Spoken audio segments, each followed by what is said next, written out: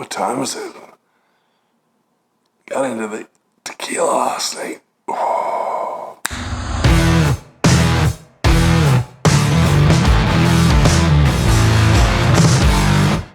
Okay, I'm back. Just hit the 3 S's. Shave, shower, change of clothes. So what's on the menu today? General Tso Chicken. Another awesome Asian dish. Gonna walk you through the steps. Really easy to do and not a very expensive meal to make. Let's do it.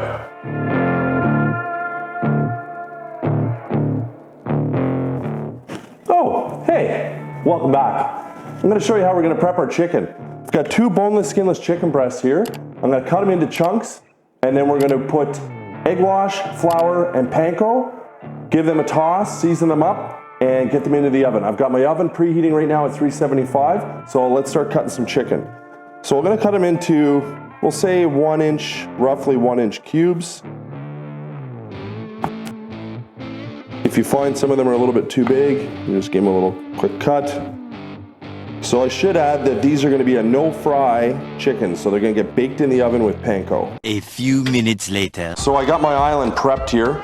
Got the salt and pepper ready to go to season our chunks of chicken quite liberally. So just give those some salt and pepper. And you'll see here that I've got about a 1/4 cup, maybe a 1/2 cup of white flour, 2 beaten eggs, and some panko breadcrumbs that I'm actually going to put some black and white sesame into the panko, and that should give it a nice flavor on the outside of that. So once I'm done mixing everything up, I'm gonna put everything, all my chicken on this pan that I have ready to go. It's got a small wire rack, keeps the chicken raised above the pan, just helps it cook more thoroughly.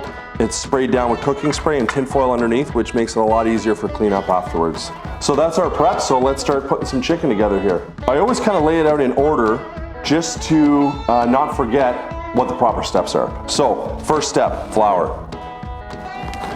So just lightly toss that little chunk of chicken into the egg. Don't want to waste too much egg here, and then into the panko.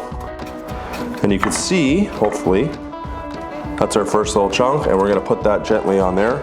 So we're gonna do this a bunch of times. Now you'll see I'm wearing gloves. 2 reasons. A, raw chicken, not a big fan of handling it with my bare hands. And B, I just find when you do a bunch of these, your hands get pretty full of stuff.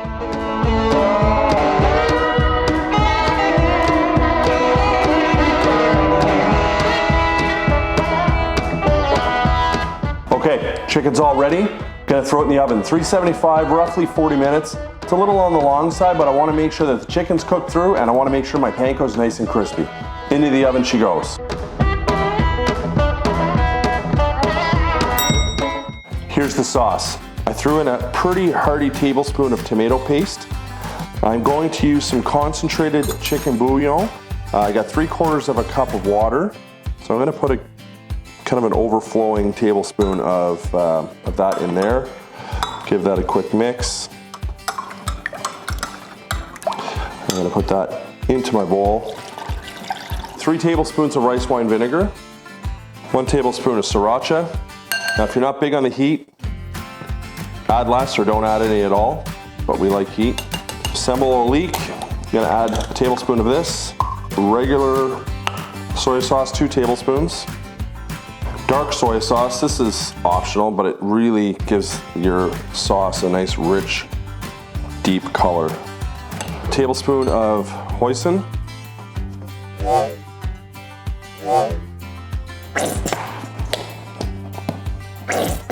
And a tablespoon of brown sugar. And I ran out of spoons.